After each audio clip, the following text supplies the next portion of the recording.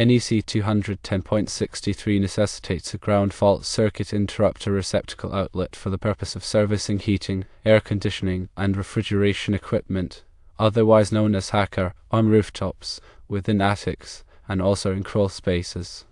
The primary purpose of this regulation is to ensure a readily accessible and secure power source for technicians who are engaged in performing maintenance work or repairs on HVACR equipment. It's important to address how this applies to ventilation equipment. The term ventilation does not have a specific definition within the National Electrical Code. However, the International Mechanical Code defines ventilation as the process of either supplying conditioned air to or removing it from a space. Based on this definition, ventilation equipment encompasses fans and ventilators utilized for circulating or exhausting air. Since these devices do not incorporate refrigerant or other heating or cooling components, they are typically not categorized as HVACR equipment. It is important to consider potential exceptions. There may be instances where the requirement for a ground fault circuit interrupter receptacle outlet for ventilation equipment does not apply. For example, if the ventilation equipment is not easily accessible to technicians or if there is no readily available power source situated on the rooftop, the installation of an outlet may not be mandatory. Addressing rooftop heating equipment, electric heaters, specifically those employed for tempering make-up air, are regarded as HVAC equipment, thereby mandating the installation of a ground fault circuit interrupter receptacle outlet in accordance with NEC 210.63. This is predicated on the presence of an electrical source that is easily accessible and the potential for servicing by technicians.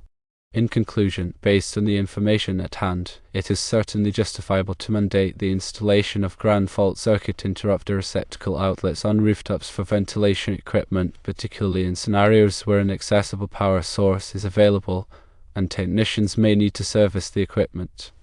This particular interpretation aligns with the overarching intent of NEC 210.63, which is to furnish a dependable and easily accessible power source to facilitate the servicing of HVACR and HVACR equipment.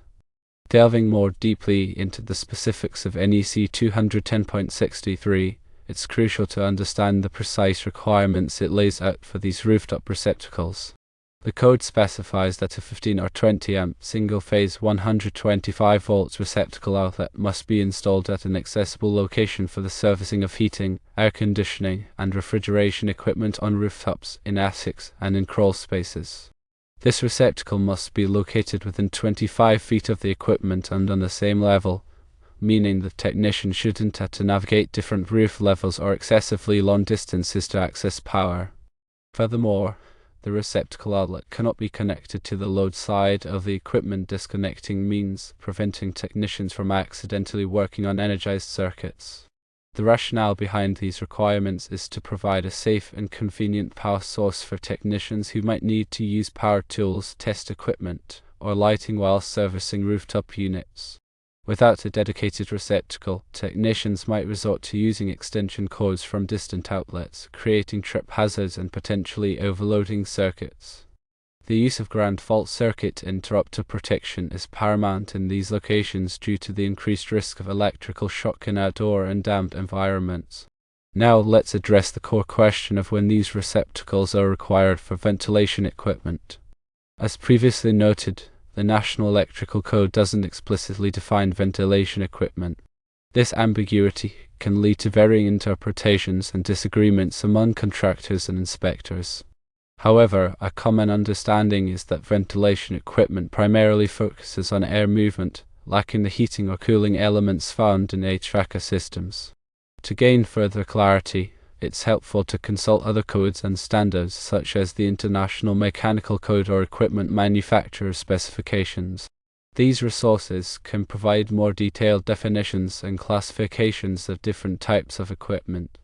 When evaluating whether a receptacle is required for ventilation equipment, consider the following factors. Firstly, accessibility. Is the equipment readily accessible for servicing? If the ventilation unit is located in a difficult-to-reach area, such as high on a roof or behind other obstructions, a receptacle might not be practical or necessary. Secondly, power source. Does the equipment have an accessible power source? If the ventilation unit is powered directly from a remote panel without a local disconnect or readily available wiring, providing a receptacle might be more challenging. Thirdly, servicing requirements. What type of servicing is typically required for the equipment? If the ventilation unit requires only minimal maintenance, such as filter changes or belt adjustments, the need for a dedicated receptacle might be less critical. Fourthly, potential hazards. What potential hazards exist for technicians working on the equipment? If the equipment involves moving parts, electrical components, or exposure to weather elements, a receptacle with ground fault circuit interrupter protection is highly recommended. Even if a specific piece of ventilation equipment doesn't strictly fall under the HVACR definition, it's often prudent to err on the side of caution and install a receptacle if there's any reasonable chance that a technician might need power for servicing. Remember, the primary goal is to ensure the safety of those working on the equipment. Let's delve deeper into the exceptions that might apply to the receptacle requirement. One exception, as mentioned earlier, is when the ventilation equipment is not accessible to technicians. This could be due to the equipment's location, such as being positioned in a confined space or behind permanent obstructions. In such cases, installing a receptacle might be physically impossible or create additional safety hazards. Another exception might arise when there's no available power source on the rooftop. This could occur in older buildings where the electrical infrastructure wasn't designed to accommodate rooftop equipment. In these situations, running new wiring to the rooftop might be prohibitively expensive or impractical. However, it's important to note that these exceptions should be carefully considered and documented. Simply claiming that the equipment is inaccessible or that there's no available power source might not be sufficient justification for omitting the receptacle. The inspector or authority having jurisdiction will likely want to see evidence that supports the claim. Now, let's shift our focus to rooftop heating equipment, specifically electric heaters used for tempering makeup air. These units are generally considered to be HVAC equipment and therefore fall under the purview of NEC 210.63. The rationale for requiring a receptacle for these heaters is straightforward. Firstly, they have an electrical source readily available. Electric heaters require a direct connection to a power supply, making it relatively easy to tap into that source for a receptacle. Secondly, they are typically serviced by technicians. Electric heaters often require periodic maintenance such as cleaning, component replacement, or troubleshooting. The presence of a receptacle simplifies these tasks and reduces the risk of electrical hazards. Thirdly, they often involve higher voltages and currents. Electric heaters can operate at 208 volts, 277 volts, or even 480 volts, posing a greater electrical shock hazard than low voltage equipment. Ground fault circuit interrupter protection is therefore essential.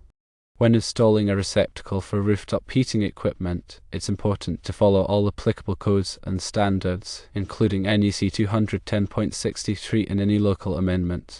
Ensure that the receptacle is properly grounded, weather resistant, and protected from physical damage. Also, consider the location of the receptacle relative to the equipment. It should be easily accessible, but not create a tripping hazard or obstruct access to other components.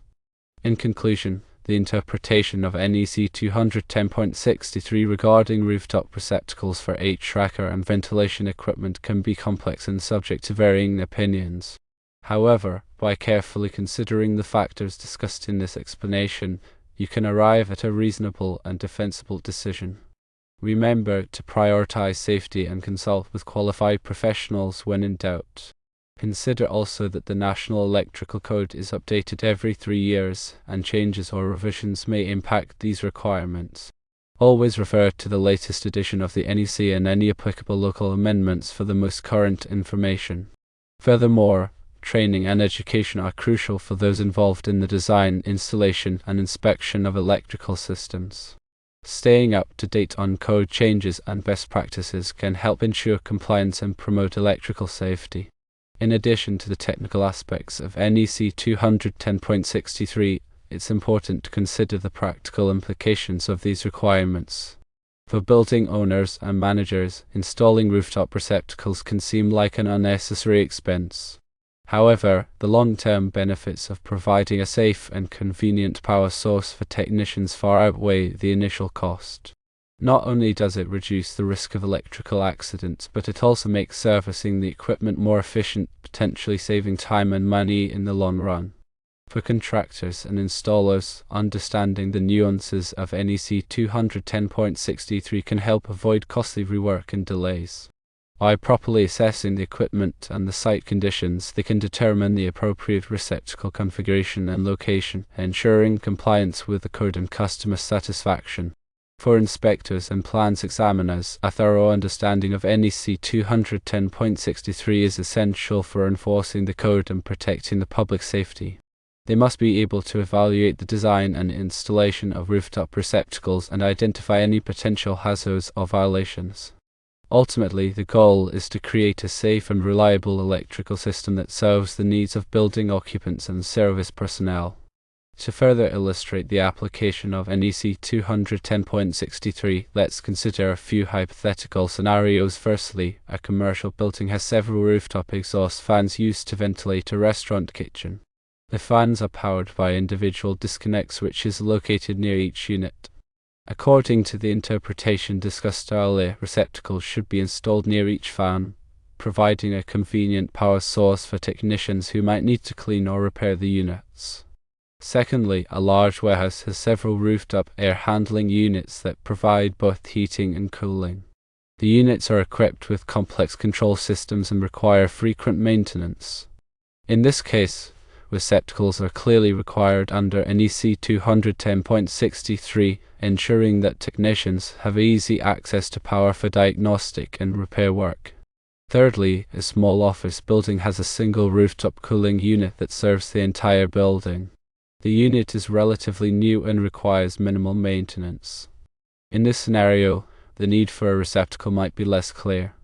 However, it's still advisable to install one, as it provides a level of safety and convenience for future servicing needs. These examples highlight the importance of considering the specific circumstances of each installation when applying NEC 210.63. There's no one-size-fits-all answer, and a careful assessment is always required. Let us consider the specifics for the installation itself. The receptacle must be readily accessible. This means that it cannot be obstructed by equipment, piping, or other obstacles. This technician should be able to easily reach the receptacle without having to climb over or move anything. The receptacle must be located within 25 feet of the equipment. This distance is measured horizontally, not vertically. If the equipment is located on a raised platform or structure, the receptacle must still be within 25 feet of the base of the structure. The receptacle must be on the same level as the equipment. This means that the receptacle cannot be located on a different roof level or in an attic or crawl space. The receptacle must be a 15 or 20 amp single-phase 125 volts receptacle. This is the standard type of receptacle used for most portable tools and equipment. The receptacle must be ground fault circuit interrupter protected. This is essential for safety, as rooftop environments are often wet or damp. The receptacle must be weather resistant. This is necessary to protect the receptacle from the elements and prevent corrosion. The receptacle must be securely mounted. This is to prevent the receptacle from becoming loose or damaged. The wiring to the receptacle must be properly sized and protected. This is to ensure that the receptacle can safely handle the load of the equipment being plugged into it. The receptacle should be clearly labeled. This is to identify the receptacle as being for servicing the rooftop equipment. The installation should be inspected by a qualified electrical inspector. This is to ensure that the installation complies with all applicable codes and standards. By following these guidelines, you can ensure that rooftop receptacles are installed safely and correctly, providing a valuable service for technicians and protecting the public safety. And always remember to consult the latest edition of the National Electrical Code and any applicable local amendments for the most up-to-date requirements.